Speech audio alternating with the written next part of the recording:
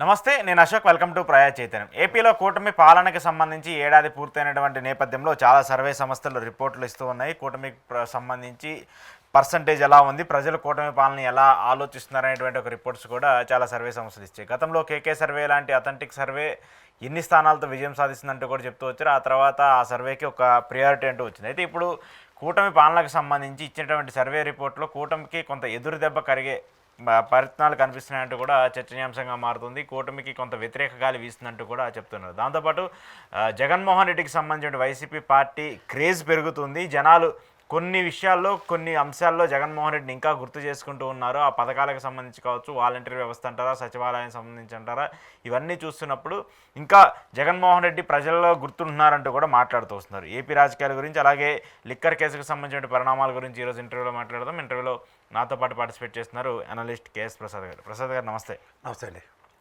So ఏడాది పాలన పూర్తయిపోయింది. ఎందుకు సర్వే సంస్థలు అని నేను చెప్తున్నా అంటే, గతంలో ఇలాంటి సర్వే సంస్థలు ఎవరికి తోచినట్టు వాళ్ళు మాట్లాడుతూ వచ్చారు. వాళ్ళకి ఇన్ని సీట్లు వస్తాయి, వాళ్ళు ఓడిపోతారంటే చెప్తూ వచ్చారు. సో అవన్నీ జరిగినాయి కాబట్టి ఆ జరిగినటువంటి నేపథ్యంలో ఇప్పుడు ఏడాది పాలనకు సంబంధించి కూడా కొన్ని రిపోర్ట్లు వస్తూ ఉన్నాయి. సో వాళ్ళు మాట్లాడినటువంటి మాటలు, వైసీపీ గ్రాఫ్ కొంచెం పెరగటము, కూటమికి వ్యతిరేకంగా ఉండటము, ఒక 30-40 మంది ఎమ్మెల్యేల మీద చాలా వ్యతిరేకత ఉందని చెప్పటం, ఇవన్నీ ఎలా చూడాలి? అంటే గతంలో మేము సర్వేలు అవి చేసి చేతులు కాల్చుకున్న వాళ్ళం. ఒక్కొక్కరికి ఒక్కోసారి కాలితే ఒక్కోసారి వాళ్ళకి సక్సెస్ అవుతాయి, పట్టాలు వస్తాయి. ఉదాహరణ కేకే గారి సర్వే అది కరెక్ట్గా లాస్ట్ మూమెంట్లో ఒక మిరాకల్ లాగే జరిగింది. ఆయన ఎవరో కూడా ఎవరికే తెలియదు. ఆయన ఎక్కడి నుంచి తీసుకొచ్చి ఇచ్చాడు డేటా, వాటితో 100% యాక్యురసీ మెయింటైన్ చేసుకోవాలి. అవును. సో అంచేత ఎలా ఉంటాయంటే కొన్ని ఆ రోజుకి ఆయన కింగ్. గతంలో ఇప్పుడు మస్తాన్ గారు ఉన్నారు, మా మస్తాన్ గారు, ఆయన నానా తిప్పలు పడేది. ఆయన యాక్యురసీ వల్ల దన్నమని బూడిదలో పోసిన పన్నీర్ అయింది. నేను సంక్షేమ పథకాల మీద అందిన ప్రజల యొక్క డేటాతో నేను చేసిన నానా మునిబాబు గారు, మా మునిబాబుది కలిపి నాది కొంప కొల్లేరైంది. అంటే చెప్తున్నా, ఇవి ఎలా ఉంటాయంటే ఒక్కొక్కరిది ఒక్కొక్క కోణం ఉంటుందండి. ఈ కోణాన్ని మనం ఇప్పుడు దానికి సంవత్సరం ముందు ఆయన చేశారు, సంవత్సరం పరిపాలన మీద ఆయన చేశాడు. సో ఖచ్చితంగా ఈ సంక్షేమ పథకాలు అందేయా లేదా, లేకపోతే ప్రభుత్వ పాలన ఎలా ఉంది, ఈరోజు కొత్త యాక్టివిటీ, ఒక ఫర్ ఇన్స్టెంట్ ఒక నియోజకవర్గానికి సంబంధించిన యాక్టివిటీస్ ఏమైనా కొట్టొచ్చినట్టు కనబడుతుంటే వాటన్నిటి మీద ప్రజల ప్రతిస్పందన కొంచెం ఫేవర్ ఉంటుంది, నెగిటివ్ ఉంటుంది. వీటితో లీడ్ అవుతాయి. కానీ ఇప్పుడు ఏంటంటే 1 year సక్సెస్ నెరేషన్స్ ఆఫ్ ఈ గవర్నమెంట్ అన్నది ఎవరికీ కనబడట్లేదు. ఫిజికల్ ఎవిడెన్స్ అన్నది ఎప్పుడైతే ఉంటుందో దాని మీద సర్వేలు ఎలా ప్రాబల్యం సంతరించుకుంటాయని చెప్పొచ్చు. మీరంటే 30-40 మంది 19 మంది మీద ఇది, అందులో జనసేన బీజేపీ వాళ్ళు, అంటే బీజేపీ వాళ్ళు అసలు ఎవరు పట్టించుకోమన్నారు. జనాలు జడ్డు వేదాలు కాబట్టి వాళ్ళకి ఓట్లు వేశారు. అసలు తెలుగుదేశం కనుక ఇలా ఆచ్ఛేదన ఇవ్వకపోతే వాళ్ళని ఎవ్వడూ పుష్టీకరించిన ఆంధ్రప్రదేశ్లో. మన కర్మకాలను నెత్తికెట్టుకుని తలా తోక లేని వాళ్ళు, దిక్కు దివానం లేని వాళ్ళందరినీ నెత్తికెక్కించుకుంటే వాళ్ళతో ఏమవుతుందంటే ఏమవుతున్నది ప్రతిసారి ప్రూవ్ అవుతూ ఉంటుంది. సో దాన్ని పట్టుకుని అది వీళ్ళ వల్ల అంటే ఆ సీట్లు పక్క తీయండి. ఇప్పుడు తెలుగుదేశం నుంచి 13 మందిని తీసుకెళ్ళి జనసేన 21 స్ట్రైక్ రేట్ అంటే నిజమే. ఆ 13 మంది ఇటు తేల్చుకోలేక అటు అధిష్టానం మాట లేక ఇతర ఏళ్ళ మాట లేక ఆ త్రిశంకు సొరకులో ఉన్నారు కాబట్టి వాళ్ళది ఒక డిఫరెంట్ సర్వే ఉంటుంది. అవి ఎక్కువగా ఎంఫసైజ్ అవుతాయి. సో 13-9 అంటే అది ఖచ్చితంగా 20 పైచీలక. ఈ 20 సీట్ల మీద మనం ఎలా అన్నది నా అంచనా. ఇప్పుడు మీకు 2 బాసులు ఉన్నారు అనుకోండి, సెల్లి సేరేజ్యమే కదా, పనికొచ్చి పని ఏమైనా అవుతూ ఉంటుందా? అంతే కదా, ఇద్దరికి చెప్పాల్సి ఉంటుంది. ఇద్దరు చెప్పాలి, ఇది అవుతుంది. ఆ 13 మంది బాధ అదే కదా, తెలుగుదేశం నుంచి వచ్చిన వాళ్ళది. కరవమంటే కోపం, మింగమంటే కప్ప కోపం అన్న పరిస్థితి ఉంటుంది వాళ్ళకి. సో దాంతో ఏమవుతుందంటే అవి ఖచ్చితంగా సర్వేలకి లీడ్ అవుతూ ఉంటాయి. అది చూసి అది 20 పైచీలకి అన్నది సౌండ్ ఉంటుంటుంది. ఇదంతా ఒక ఎత్తి అయితే వీళ్ళ దరిద్రానికి కనుక రేపొద్దున జనగణన బీసీ గణన లెక్క అయిపోయిన తర్వాత జమిలీ అన్నాడంటే మాత్రం నరేంద్ర మోడీ వీళ్ళ పని సభకు నమస్కారం. ఎందుకంటే ఈ 1 year accumulated nonsense second year మీద ఇమ్మెన్స్ ప్రెషర్ పడిపోతుంది ఖచ్చితంగా. అందులో వాళ్ళు మీరు గమనించట్లేదు, మన మహానాడు నుంచి కొత్త పలుకులు మొదలయ్యాయి. ఈ పనికి మనలో ఏదో రాసి ఇచ్చినట్టు చదువుతున్నారు వాళ్ళు. ఇది ఆగస్టు నుంచి ఉచిత బస్సు, నెక్స్ట్ ఇదంతా అంటే ఖచ్చితంగా ఇది ఎలక్షన్స్కి బిఫోర్ అన్న గిమ్మిక్ అనేది తెలిసిపోతుంది. అది ప్లస్ 1 year ఎగ్జిస్టెన్స్, ఎగ్జిక్యూషన్ చాలా ఇంపార్టెంట్. సో ఇవి ఎప్పుడైతే బూమరంగ్ అవుతాయో it leads to ruckus. Expectations reach అవ్వట్లేదు అనుకోండి. ఇప్పుడు రేపు Ammavodi it's biggest challenge for పెద్ద ఛాలెంజ్. ఫస్ట్ థింగ్ ఏంటంటే మనకి బడ్జెట్లో దానికి ఫిగర్ అలొకేట్ చేయలేదు. వీళ్ళు చెప్పేస్తున్నారు జూన్ అని. అదే మండల్లో లోకేష్ గారు మాట్లాడిన 4 కరెక్షన్స్ కూడా అదే కదా, జూన్ వచ్చింది ఆల్రెడీ. ఏప్రిల్ మేలోనే ఇచ్చేస్తాం అన్నాడు ఆయన. జూన్ వచ్చింది, జూన్ మేము ఇచ్చేస్తాం. ఇవాళ కార్యాచరణ చంద్రబాబు గారు అడావడి స్టార్ట్ చేశారు. సో ఈ అడావడి యొక్క రిజల్ట్స్ ఎలా ఉంటుంది? సేఫ్ రెసిస్టెంట్ ఇద్దామన్నా సరే ఎక్కడి నుంచి తీసుకొస్తారు డబ్బులు? కొన్ని రోజులు ఇంకా స్కూల్స్ కూడా స్టార్ట్ అవ్వబోతున్నాయి. 12వ తారీఖు స్కూలే కదా, దాంతోనే కదా. ఓకే. పర్పస్ ఎక్కడ జస్టిఫై అవుతుంది? శ్రీపాడి పడిపోవాలి, వాళ్ళకి పడితేనే పిల్లలకి ఒక అనాపైసా ఉపయోగం. ఏదైనా బట్టలు కొంటాము, ఏదో ఒకటి స్కూల్ బ్యాగులు కొంటాము, వాళ్ళకి కాదండి, వాళ్ళకి కాదు, వాళ్ళకి స్కూల్ గవర్నమెంట్ స్కూల్లో చదివిన పిల్లలందరికీ వస్తున్నాయి. ఎవరు చదువుతున్నారు సార్ ఇప్పుడు గవర్నమెంట్ స్కూల్లో? ఎంత చదువుతారు అన్నది మీరు తీసి పడేయకండి సార్. తీసి పడేయటం కాదు, అంత ప్రైవేటైజేషన్ చేసేసి ప్రైవేట్ పరంగా చేసినటువంటి అంశాలకి మళ్ళీ ప్రైవేట్ పిల్లలకు కూడా మళ్ళీ అమ్మఒడి వాటికి సంబంధించి వర్తిస్తున్నప్పుడు గవర్నమెంట్ స్కూల్లోనే చదివితేనే ఇస్తామన్నప్పుడు ఖచ్చితంగా చదివిస్తే బాధ్యత. అదేం చెప్పలే కదా, చెప్పట్లేదు. అదే వాళ్ళు రాజకీయం కోసం వాడుకుంటున్నారు, వీళ్ళు బిజినెస్ కోసం చేసుకుంటూ ఉన్నారు. ఏది ఏం చేసుకున్నా సరే సార్, ఇప్పుడైతే నెత్తి మీద కత్తి ఉంది వాళ్ళకి, పేక మీద. ఆ కత్తిని కింద తీసుకుంటారా లేకపోతే కత్తితో కోయించుకుంటారో వాళ్ళే చెప్తారు, 2 రోజులు అయిపోయింది. ఇంక ఈ విధమైన ప్రాస్పెక్టివ్ డ్రైవ్లో వాళ్ళు గవర్నమెంట్ గుడిగా ఉన్న సన్న మీద ఫోకస్ ఎక్కడ జరుగుతుంది? ఒక్క రాష్ట్రంలో ఏదైనా ఒక్క పథకం పోనీ సంక్షేమాలు పక్క తీద్దాం, 39 కోట్లు ఇచ్చా కంపలు కొట్టించడం తప్ప అమరావతిలో ఇంకేమైనా పనికొచ్చిన పని చేశారు మొత్తం ఓవరాల్గా స్టేట్ మీద? చెప్పండి. ఇవాళ ఒక ఇండస్ట్రీ వచ్చిందో లేదంటే ఒక ఎంప్లాయ్మెంట్ క్రియేషన్ అయింది, 20 లక్షల ఉద్యోగాలు ఇస్తున్నారు. ఫస్ట్ ఇయర్ అయిపోయింది, 4 లక్షల మంది బేర్ మినిమం కదా. ఒక 1 lakh ఇచ్చారు, 19 lakhs పరిగెడదాం రా, లేదు కదా, ఏది కనబట్టలే కదా. దగ్గర 3 లక్షల పైసలకు ఉద్యోగాలు ఎత్తేసారు ఇప్పుడు. ఏది వాలంటీర్ వ్యవస్థ, ఏదో చిన్న గవర్నమెంట్ నుంచి 5,000 రూపాయలు వస్తున్నాయి కదా, ఆంధ్రప్రదేశ్ కావచ్చు, లేదంటే లిక్కర్ షాపులకు సంబంధించి అందరినీ తీసేశారు కదా. ఇప్పుడు అందరూ ఖాళీగానే తిరుగుతున్నారు. ఇప్పుడు వీళ్ళకి పునరావాస కార్యక్రమం ఇది. వీళ్ళ నెత్తికి మళ్ళీ ఇంకా రేషన్ షాపుల్లో ఆటోలు నడుపుకునే వాళ్ళని కూడా ఎత్తేసారు. సో వీళ్ళందరిది అక్యుములేటెడ్ నాన్సెన్సే కదా ఖచ్చితంగా. సో ఈ 1 yearలో ప్లాన్ ఆఫ్ యాక్షన్ ఇది. ఇప్పుడు నీకు ఈ ఉపాధి పోయింది, ఇంకో ఉపాధి క్రియేట్ చేస్తేనే కదా ప్రభుత్వం మంచి పని చేస్తుందని చెప్తాడానికి అవకాశం లేకుండా. ఓకే. ఇప్పుడు ఆటో వాళ్ళకి పిలిచి నేను మొన్న చెప్పినట్టు, అరే మీకు ఇది గవర్నమెంట్ పథకం కింద ఇస్తున్నాం, లోన్ శాంక్షన్ అయింది, ఈ డబ్బులు మీరు తీసుకుని ఇన్స్టాల్మెంట్ ఎంత కట్టండి, ఇలాంటిది చెప్పారు అనుకోండి, వాళ్ళు ఆలోచిస్తారు ఇవ్వడానికి వెనక ముందు ఆర్డర్. లేదు బాబు రేషన్ షాపులు వద్దన్నారు, మనం స్వయం ఉపాధి పథకం కింద ఇండిపెండెంట్గా బతకడానికి ఏదో అవకాశం కల్పిస్తున్నారు కదా అని మాట్లాడడానికి ఛాన్స్ ఉంటుంది కదా. అవేమీ లేనప్పుడు అది గవర్నమెంట్కి ప్రెషరే కదా. ఖచ్చితంగా అందరూ ఇప్పుడు ఓట్లేసి ఉంటారు, ఖచ్చితంగా ఒక నెగిటివ్ ఇంపాక్ట్ వస్తుంది. అది ఓట్ల సంగతి తీయండి సార్ పక్కకి, గవర్నమెంట్కి టాస్కే కదా అది, ఇన్ని వేల మందిని అకామిడేట్ చేయాలి ఎలా. సో ఇవన్నీ అక్యుములేటెడ్ అంటాను. వీటికి రిజల్యూషన్ ఇవాళ రాత్రి లేడీకి లేచిందే ప్రయాణం కాదు కదా, ఇన్ని వేల మంది 2 లక్షల మంది మీద నిర్ణయాలంటే ఎలాంటి నిర్ణయాలు తీసుకోవాలి? ఖచ్చితంగా టఫే కదా అది. ఆ టఫ్ టాస్క్లు కోర్ తెచ్చుకున్నారు నోటబుల్ సిచ్యువేషన్స్. లేకపోతే మేము ఇప్పుడు రైతు రుణమాఫీ నేను చేస్తాను అని చెప్పి చంద్రబాబు నాయుడు గారు గవర్నమెంట్ వచ్చింది 14 నుంచి 19. జగన్మోహన్ నేను చేస్తానని చెప్పలే కదా. వీళ్ళు పెద్దానికి తగ్గుతున్నామా అని చేస్తామని వచ్చి ఇప్పుడు అది పేక మీద తాళే తెచ్చుకున్నారు కదా. అదే కదా నెగిటివిటీ. ఆ నెగిటివిటీని వాళ్ళే ఎంటర్టైన్ చేయాలంటే మనకు వెనకాల పేపర్లు ఉన్నాయి, ఆ పచ్చడోడు ఏది రాస్తే అది ఓరగా పెడతాను నీకేం పర్లేదు అనుకుంటే అవ్వదు కదా. ఓకే. సో ఆ నెగిటివ్ ఇంపాక్ట్ అయితే కనిపిస్తుంది జనాల్లో క్లియర్గా కనబడుతున్నాయి. అందుకే సర్వేలు తాత్పర్యం. సర్వేలు మీకు ఇంకోటి చెప్తా సార్, వాళ్ళు మూడ్ ఆఫ్ ద నేషను లేదంటే ఇదేదో అనుకుందారో ఒకసారి ఒక ర్యాండమ్ శాంప్లింగ్ జరుగుతూ ఉంటుంది ప్రతి ఒక్కరిది. ఈవెన్ గవర్నమెంట్ కూడా ఇంటెలిజెన్స్ విల్ గెట్ ఇన్ఫర్మేషన్స్. ఇవి వీటితో రెక్టిఫికేషన్ ఎర్రర్స్ చాలా ఇంపార్టెంట్. రెక్టిఫికేషన్ ఆఫ్ ఎర్రర్స్ కనుక జరిగితే ఆ ఎర్రర్కి గవర్నమెంట్ పరంగా ఏమన్నా దగ్గర ప్రజలు గమనిస్తూ ఉంటారు. అరే ఉదాహరణకి వాలంటీర్ వ్యవస్థ తీశారు, రేషన్ షాప్ డీలర్లు తీశారు, ఎగ్జాంపుల్స్ ఇవే చెప్పాలి. వీటికి రీప్లేస్మెంట్ జరుగుతుంది గవర్నమెంట్ పరంగా అన్నప్పుడు గవర్నమెంట్కి నెగిటివ్ యాడ్ అవ్వదు. ఎత్తేస్తున్నారు అనుకున్న కార్యక్రమం ఇదేటర్, ఇది ఎత్తిపోతల పథకంకి వచ్చాము మనం, ఇది ఒక దగ్గర స్టాగ్నేట్ అవుతుంది. ఓకే.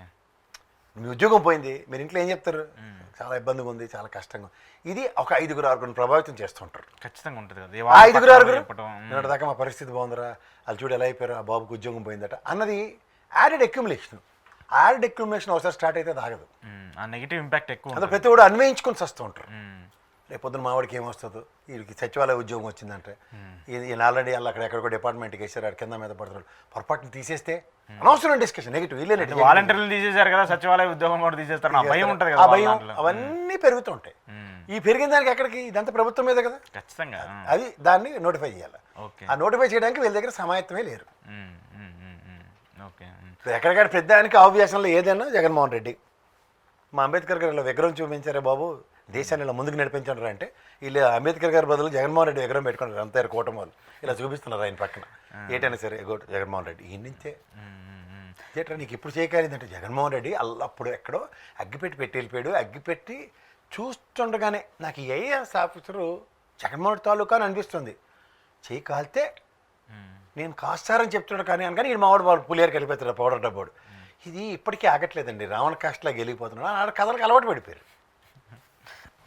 ఓకే ఓకే సరే ఏంటి ఇప్పుడు వైసీపీ గ్రాఫ్ అంటే 30% ఏమో ఓటర్స్ కూటమికి సంబంధించిన ఓటర్స్ లాస్ అవుతున్నారు, ఒక నెగిటివ్ ఇంపాక్ట్ ఉంది, ఎమ్మెల్యేలు కావచ్చు, ఇవన్నీ కూడా మనం చూస్తూ వచ్చాము. వైసీపీ కొంచెం బౌన్స్ బ్యాక్ అవుతుంది, వాళ్ళు తెచ్చినటువంటి పథకాలు కావచ్చు అవన్నీ కూడా ప్రజలు మళ్ళీ అవి ఉంటే బాగుండేది, వాలంటీర్ సిస్టమా సచివాలయం అంటారా, కొన్ని విషయాలు వ్యాన్లు కావచ్చు ఇవన్నీ కూడా రెక్టిఫై అవుతుంది, వాళ్ళందరూ కూడా అలాంటి పథకాలను కంటిన్యూ చేస్తే బాగుంటుందని చెప్పేసి చెప్తూ ఉన్నారు. సార్ మీకు మళ్ళీ చెప్తున్నా, ఇవాళ ఉన్న 2 రాజకీయ పార్టీలు, ఒకటి కాంగ్రెస్ తెలుగుదేశం అనుకోండి, ఒకటి వైఎస్ఆర్సీపీ అనుకోండి, వీళ్ళిద్దరి దగ్గర బేర్ మినిమం 40% ఓటు బ్యాంక్ స్థిరంగా ఉంది. ఇద్దరికి మిగిలింది 20%. 20%లో ఈ జనసేన ఎందుకు పనికిరాని బీజేపీ, ఎందుకు పనికిరాని కాంగ్రెస్ పంచుకుంటే 10. ఉనికిని మేము ఉన్నామని అప్పుడప్పుడు నిద్ర లేచే సిపిఐ వల్ల అవన్నీ 10%. మిగిలింది 10% అనిశ్చితి, యాంటీ ఇన్కంబెన్సీ. అవును, ఇది ఎంత లీడ్ అవుతుంది? 10కి 10 యాంటీ ఇన్కంబెన్సీ అయితే భగవంతుడు కూడా కాపాడలేదు. గతంలో తెలుగుదేశాన్ని కాపాడలేదు, మొన్న జగన్మోహన్ రెడ్డిని కాపాడలేదు. సో రిమైనింగ్ అన్న దగ్గర ఈ 10%ని గేమ్ చేయడంలో సక్సెస్ అయింది కూటమి, ఏది తెలుగుదేశం. ఏటైనా మిమ్మల్ని మా దొడ్లో కట్టుకుంటాం, మీరు అలా ఉండండి, గడ్డ మనతో పాటు కలుగు ఏం చెప్తాం అందరికి వీళ్ళకి ఇష్టమే. బీజేపీ అయితే ముందు రెడీగా ఉంటాడు, నేను ఏం పర్లేదు మీరు ఎలాగోలో నన్ను కాపాడండి, తిట్టుకున్నా కొట్టుకున్నా పైన మీరు నరేంద్ర మోడీ గారితో గెలుచుకోండి, మేమైతే మీకు ఊడిగం చేయడానికే ఉంటామని ఇక్కడ ఆంధ్రప్రదేశ్లో ఉంటారు. ఈ దరిద్రానికి తోడు చుట్టరికాయలు ఒకటి. సో ఈ ఆబ్లిగేషన్ రాజకీయాలు బీజేపీ ఓకే, జనసేనకు కూడా అదే నేర్పారు. అంత పోరాట పటిమలు ఇవన్నీ మన దగ్గర సరెండరింగ్ పాలిటిక్స్ ఆయన చేసుకుని తిరుగుతున్నాడు. అని చేత ఓవరాల్గా ఏంటంటే మిగిలిన 10%లో ఎంత ప్రభుత్వ వ్యతిరేకతని ఇటుపక్క టర్న్అవుట్ చేసుకోగలగడు అన్న దగ్గర ఆల్రెడీ ఇనిషియేషన్ స్టార్ట్ అయింది కదా. రోప్ ఛార్జీల మీద, ల్యాండ్ ఆర్డర్ల మీద, అండ్ మిర్చి రైతుల యార్డుకి వెళ్ళడం, నేను 4వది నిన్న జరిగిన వెన్నుపోటు దినం, ఇవన్నీ ప్రజా ప్రతిస్పందన చూసాం. ఓకే, ఈ 4 యాడ్ అవుతున్నాయి అన్నది ఫస్ట్ ఇయర్ సర్వేలు సారాంశం. సో ఈ 10%లో ట్రావెలింగ్ స్టార్ట్ అయింది అనుకోండి, ఇది ప్రభుత్వ వ్యతిరేకతే కదా, ఇది గమనించమంటారు. రిమైనింగ్ ఏళ్ళ సంగతి అంటారా? ఈ బీజేపీ వాడు ఎటుపక్క తట్టబొట్ట చదువుతాడో వాడికి తెలియదు. ఆ కాంగ్రెస్ వాడు లాస్ట్ టైం అయితే పనికాహార పథకంగా కూటమికి సాయం చేశాడు, షర్మిలమ్మ ధర్మం అని. ఇప్పుడు ఇప్పుడు అంటే ఒకసారి అయితే ఏదో జనాలు నమ్ముతారు కానీ రెండోసారి అలా నమ్మడం కాదు, ప్రభావం ఎవరు ఓటు బ్యాంకులు వాళ్ళకి ఉన్నాయి. ఇప్పుడు 0.83% బీజేపీకి ఉంది, ఆ దగ్గర 1%ఏ కదా, అది డిస్టర్బ్ చేస్తే చాలు కదా. అలాంటివన్నీ ఈక్వేషన్స్, వాటిని ఎవరు ఎంత స్ట్రాటజికల్గా ప్లే చేయగలరు. ఓకే, అదే మీరు గతంలో చూడండి, జగన్మోహన్ రెడ్డికి 51% దగ్గర వచ్చింది, 51-53 మధ్యలో. ఈ చర్యలకి ఇట్ హెస్ లెక్ టు 64 ఏదా 10% ప్రభుత్వ వ్యతిరేకం తెచ్చుకోగలిగారు. ఈ శతసాధారణ కలిపి కూటమిగా ఏర్పడి వాళ్ళకి అది ఎప్పుడైతే ఎలా అవుతుంది, that's how the thing sir. Okay, so ఈ సర్వేలు చెప్పి ఇప్పటికైనా కొంచెం చూసి ఏమైనా మార్పులు చేర్పుతే ఒక ప్రతిదీ క్యాల్కులేట్ చేసే సర్వేయర్స్ ఎలా ఉంటారంటే, వాళ్ళు మార్కెట్లో జరుగుతుంది ఏంటి, ప్రభుత్వ పరంగా ఏం జరుగుతుంది, ప్రజల ప్రతిస్పందన పెద్దని. ఇప్పుడు నీకు ఇవాళ పెన్షన్ ఇచ్చారు, ఆ ఇంటికి వెళ్ళగానే నాకు చాలా ఆనందంగా ఉంది, 4,000 రూపాయలతో నా ప్రపంచం తెరబడిపోతుంది అన్నది ఒక కోణం. నాకేంటో ఇంట్లో మా అమ్మ కూడా మా పిల్లకి 15,000 ఇవ్వలేదు, మా ఆయన ఆటో డ్రైవర్ అడిగి 10,000 ఇవ్వలేదు, మా ఇంట్లో ఏమో ఈ కరెంట్ ఏదో ఉందని చెప్పి మొత్తం నాకు రేషన్ కార్డు తీసేశారు, ఎందుకు ఈ ముక్కులో పెట్టుకోవడానికి 4,000 ముసలి దానికి మాత్రలకి 3,950 రూపాయలు ఖర్చు అవుతుంది, ఈ 50 రూపాయల కోసం మా కుటుంబం అవతల పక్క ఎన్నిపోయి అన్న కోణం ఉంటుందా ఉండదా? ఖచ్చితంగా ఉంటుంది కదా. ఇవి గమనించాలి. ఇప్పుడు 5 ఏళ్ల పాటు డబ్బులు తీసుకొని ఉన్నప్పుడు ఈ ఏడాది డబ్బులు రాకపోతే ఎందుకు రాలేదని ఒక ఆలోచన ఇప్పటికైనా ఉంటుంది కదా. ఇప్పుడు ఇవాళ రిజైన్ చేశానని ఇంటికి వెళ్ళాను అనుకోండి, నేను జాబ్ రిజైన్ చేశాను కానీ మొదటి రోజు పర్లేదురా అంటాడు, 3 రోజుల నుంచి ఇంకోటి చూడు ఇంకోటి ఎత్తుకో ఏంది ఎలా ఎన్నాళ్ళు తింటాం, కూర్చుని తింటే కొండలు కరిగిపోతే ఈ కథలు చెప్పరు. ఇంట్లో సొంత వాళ్ళు ఎవరు నాన్న అమ్మాయి ఇలా బద్ధకం వచ్చేస్తారా, నీకు తెలీదు. అలా వెళ్ళరా అంతే కదా, సంచిచ్చి మరి పంపిద్ది అమ్మ. కూరగాయలదే నుంచి ఇంకా ఆఖరి కూరలు కూడా తరిగించేది, మా అమ్మాయితో అంట్లు కూడా కడిగించేసి బుద్ధి వస్తుందని అంటే చెప్తున్నా. ఒక్కొక్కరికి ఉంటుంది కదా జనాలకి సంబంధించి ఎలా ఉంటుంది అనేది కూడా, అది మన చేతిలో ఉండవు సార్. ఇప్పుడు స్థానిక స్థితిగతుల్ని ప్రభావితం చేసే ఎలక్షన్స్కి మీరే తయారు చేశారు ఇదంతా, ఇవన్నీ చేసిన రాజకీయ పార్టీ. ఇప్పుడు ఆల్రెడీ ఇప్పుడు ఈ విషయంలో జాస్ట్ జగన్మోహన్ రెడ్డిలో వివేకానంద స్టిల్ ఇచ్చుకుని నిలబడతాడు.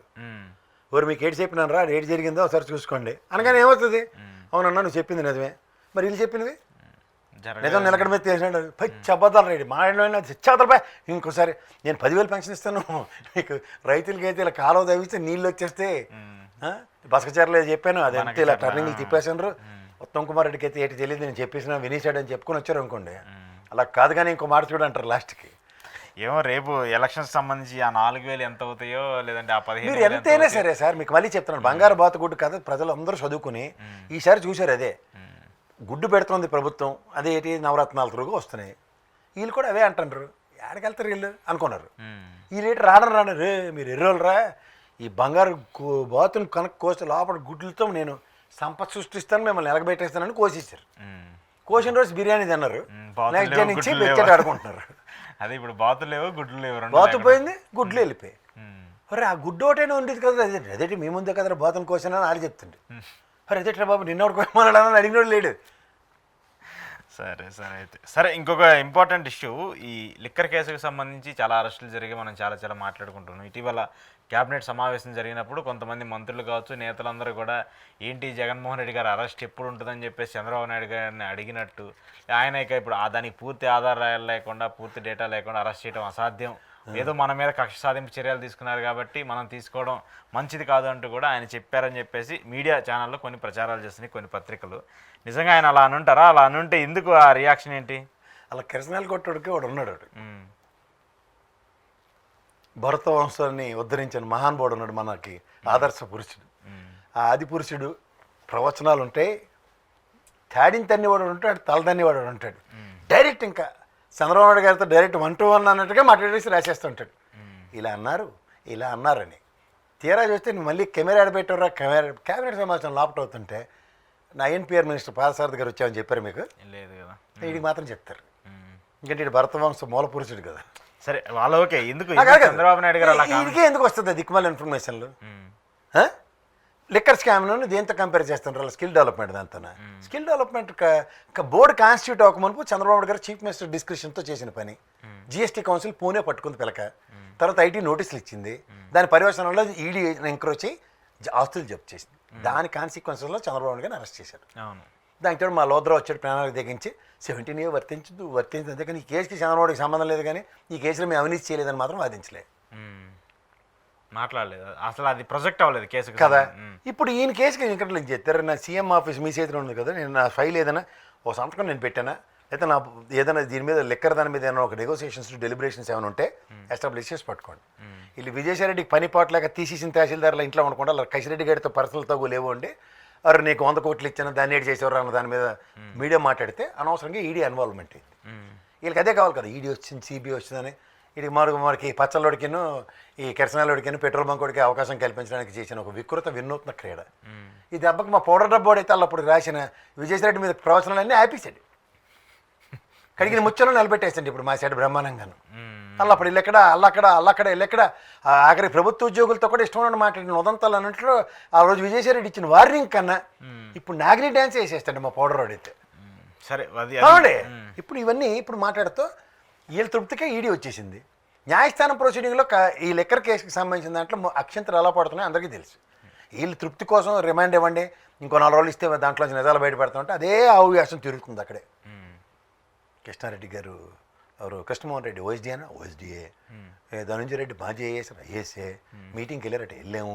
ఎవరింటికి వెళ్ళారట? విజయసాయిరెడ్డి ఇంటికి వెళ్ళాం. చూసారా విజయసాయిరెడ్డి ఇంటికి వెళ్ళారట, వారిని ఆ నెంబర్ 2 కింద చెప్పుకుంటుండో ఆ ఇంటికి వెళ్ళడం మాకేటర్ తప్పు అన్నది వీళ్ళ ఆర్గ్యుమెంట్. అవే ట్రైరు విజయసాయిరెడ్డి ఇంటికి వెళ్ళింది ధృవీకరించిన ఓఎస్డి కృష్ణమోహన్ రెడ్డి, ధనంజయ రెడ్డి. వారే రోజు మనం తెల్లారైతే ఇంటర్వ్యూలు పెట్టుకుంటాం. ఓరు మీ ఇంట్లో సత్యనారాయణ వ్రతం ఏదో పిలిస్తే వేస్తాను, ప్రసాద్ గారు అశోక్ ఇంటికి వెళ్ళాడట అని వార్త రాసేస్తే నేనేది చేస్తాను. సరే ఏదో ఇప్పుడు రాజకీయంగా ఉంటే వ్యక్తిగతంగా వాళ్ళకంటే వ్యక్తిగతమే కదా. కసిరెడ్డి గారు కంప్యూటర్ ఆపరేటర్ ఏదో కొట్టుకుని తీసుకొచ్చి ఆ లోపల కూర్చోబెట్టాడు జగన్మోహన్ రెడ్డి అని పట్టుకొచ్చి వీడికి మొత్తం లెక్కర్ స్కామ్లు జగన్మోహన్ రెడ్డి పిలిచి గులువు తీశారు. అక్కడ 100 రూపాయలు తీసుకుని 100 కోట్లు తీసుకుని నేతలు ఇందులో పెట్టి అందులో తీసుకెళ్ళి అలా అక్కడ పెట్టంటే అరే ప్రభుత్వంలో ఏదైనా షేర్ మార్కెట్ లేదు సార్, లీగల్గా అంటే అరే పబ్లిక్ అండర్టేకింగ్ ఉండండి ఒకసారి లీగల్ విషయాలు మాడదాం. పబ్లిక్ అండర్టేకింగ్ ఉన్న ఐఓసీ ఐబీపీ ఇలాంటి వాటిలో మీరు కంపెనీలు ఇన్వెస్ట్ చేశారు, లేకపోతే బీడీఎల్ ఇలాంటి సంస్థలు షేర్లలో పెట్టారు, అది ప్రభుత్వ రంగ సంస్థలు. అలాగే లెక్కరు ప్రభుత్వ రంగ సంస్థ నిర్వర్తిస్తుంది, మేము పబ్లిక్ ఆక్షన్కి వెళ్తున్నాం డబ్బులు పెట్టండి అని ఏమైనా చెప్పిందా? లేదు కదా. మేమే వ్యాపారం చేస్తున్నాం ప్రాఫిట్ ఇస్తామని చెప్పి ఆక్షన్కి పెడితే ఈ కసిరెడ్డి గడి విజయసాయిరెడ్డి గడి 100 కోట్లు తీసుకుని అప్పులు పెట్టాడు, అప్పు తీసుకుని ఇన్వెస్ట్ చేసాడంటే జస్టిఫై అవుద్ది చివరి రూపంలోనే. తర్వాత ఒకళ్ళని దిక్కుమాల విషయాలన్నీ మాట్లాడుతూ ఇందులో జగన్మోహన్ని అరెస్ట్ చేయరా అని లోపల క్యాబినెట్లో అంటే మా భరత వంశ ఆది పురుషుడి పోయేమో బయటకు వచ్చి బైక్ కట్టుకుని ప్రవచనాలు. ఓకే, ఎందుకు ఇప్పుడు బీజేపీ సరే ఈడీ ఇన్వాల్వ్మెంట్ అవుతుంది అది అని చెప్పి పెద్ద ఎత్తున ఈడీ అక్కడ దాకా వెళ్ళి ఆగిపోయింది. బీజేపీ వాళ్ళేమో అసలు దీని గురించి మా జోలికి రావద్దు, మమ్మల్ని అడగద్దు, మీరు it's your personal, it's your state issue అని చెప్పేసి చెప్తున్నారు.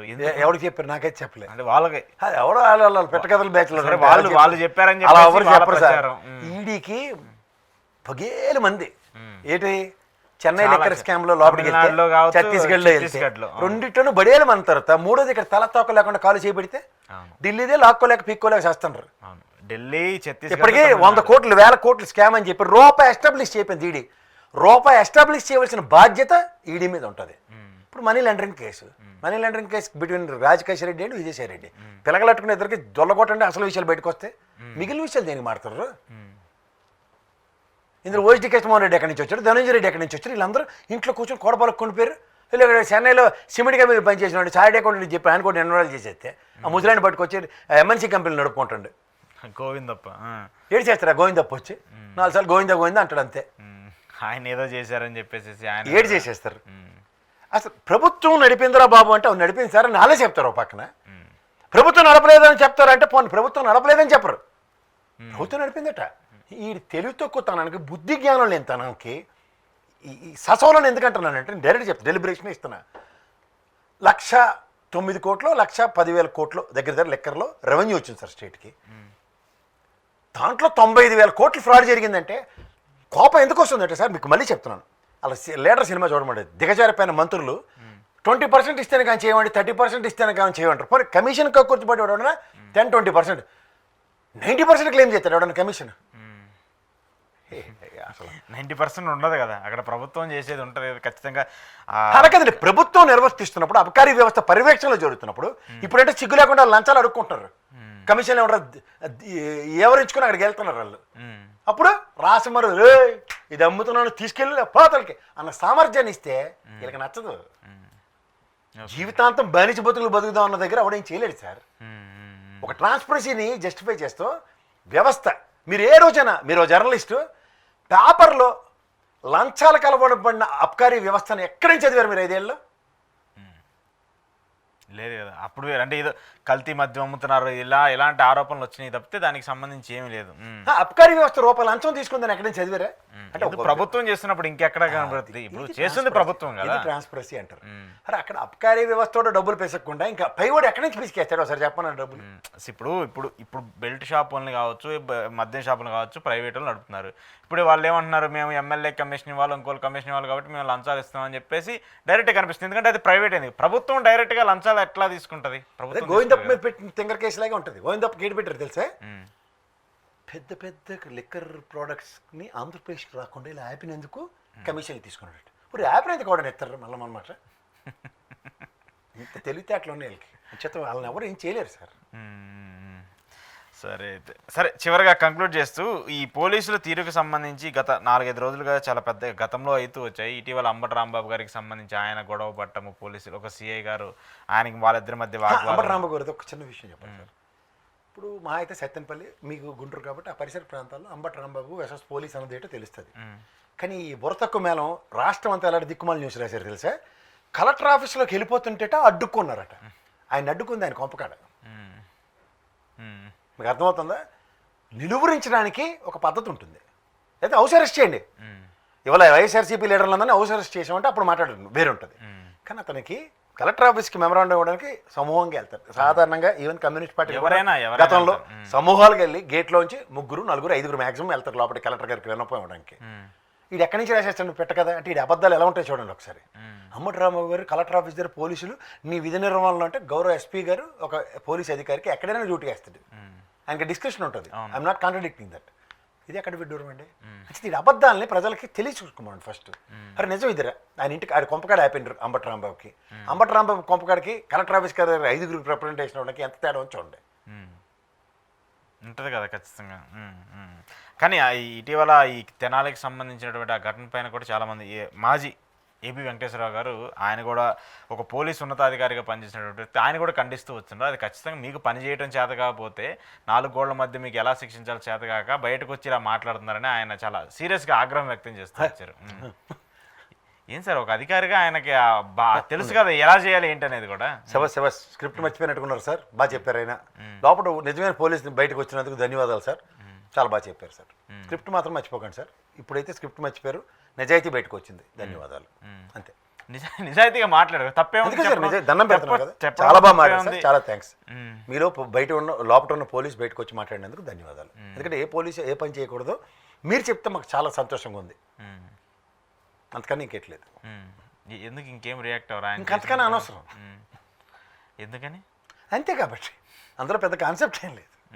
ఆయనలో లోపల ఉన్న పోలీస్ బయటకు వచ్చి పోలీస్ విధి నిర్వహణ ఆయన అది ఎక్కడండి డెహ్రాడూన్లో ట్రైనింగ్లో ఏం చేయాలన్న దాని మీద ఆయనకున్న అవగాహనకి ఇవాళ రిటైర్ అయిపోయిన తర్వాత ఇన్నాళ్ళకి ఇది ఇలా చేయాలి అన్నది ఆయన మళ్ళీ రిటైర్ అయిపోయిన తర్వాత పోలీసులకి ప్రవచనాలు చెప్పినందుకు ధన్యవాదాలు అంతే. సరే అట్లీస్ట్ ఆయన కండెమ్ చేశారు, ఆయన ఎవరికి సపోర్ట్ దానికి నేను చెప్తున్నాను కదా 2 చేతులు దండం పెట్టి చాలా మంచి పని చేశారు సార్ పక్కన పెట్టేస్తే ఆయన కండెమ్ చేశారు, అది తప్పు అని చెప్పేశారు, దాన్ని అంతవరకు ఒప్పుకోవాలి. దానికి ఒప్పుకుంటాం కదా నేను. దానికి ఇలా 2 చేతులు దండం పెట్టి చాలా బాగా చేశారు సార్. ఫస్ట్ టైం మీకు లోపల ఉన్న పోలీసుని బయటికి తీసి పోలీసు విధి విధానాలు అట్లీస్ట్ జూనియర్ లెవెల్లో ఉన్న సిఐ గారు లాంటి వాళ్ళు తప్పు చేసినందుకు మీరు చెప్పినందుకు కృతజ్ఞతలు. నేను మిగతా అంశాలకు సంబంధించి ఆయన ఏం మాట్లాడలేదు. ఆయన మిగతా అంశాలకు సంబంధించి మీరు అవి నాకు సంబంధం లేదు. ఫాలో అవసరమే లేదు. ఎవరికైనా ఉపయోగపడితే చెప్పచ్చు. అలా గులకరాయి దెబ్బలు తగిలినోడు ఇంటికి వెళ్ళి కొట్టినోడు ఇంటికి వెళ్ళడం ఇలాంటివన్నీ చూస్తుంటే కోడి కత్తోడు ఇంటికి వెళ్ళడం ఇవి కొంచెం కామెడీగా ఉంటాయి. అందుకని ఇంకెళ్ళి ఆయన ఏదో పరామర్శకు వెళ్తున్నారు, ఏదో సంథింగ్ పొలిటికల్గా యాక్టివ్ అవ్వాలని చూస్తున్నారు అనేటువంటి ఒక చర్చ జరుగుతుంది. దానికోసం ఇదన్నీ కూడా అనేది ఒక అంశం. అయినా ఫేజ్ న్యూట్రల్ అని 2 ఉంటాయి సార్ కరెంట్లో. న్యూట్రల్లో పెట్టి కరెంట్ ఎక్స్పెక్ట్ చేస్తే రాదు. సరే ఏదో ఆన్ అండ్ ఆఫ్ చేయాలి కదా, ఏదో చేయాలంటే అన్నిటికీ కుదరవు కదా. అన్నిటికీ కుదరదు. కానీ పాపం ఆయనకి ఏదో పదవి కూడా ఇస్తే అది తీసుకోలేదనుకుంటా కదా ప్రభుత్వం తరపు నుంచి. ఆనరీ పోస్టులు కొన్ని నాట్ యాక్సెప్టబుల్. పిలిచి మళ్ళీ డీజీపీ ఇచ్చేయాలి ఆయనకి, అంతకన్నా ఇంకెట్లేదు. పిలిచి మళ్ళీ డీజీపీ ఇచ్చారా? సరే సార్, చూద్దాం దీనికి సంబంధించి పరిణామాలు అంటే. థ్యాంక్ యూ ప్రసాద్ గారు, థ్యాంక్ యూ వెరీ మచ్. ఇది కేఎస్ ప్రసాద్ గారితో ఈరోజు స్పెషల్ ఇంటర్వ్యూ. చూస్తున్నానండి ప్రయాచేతం.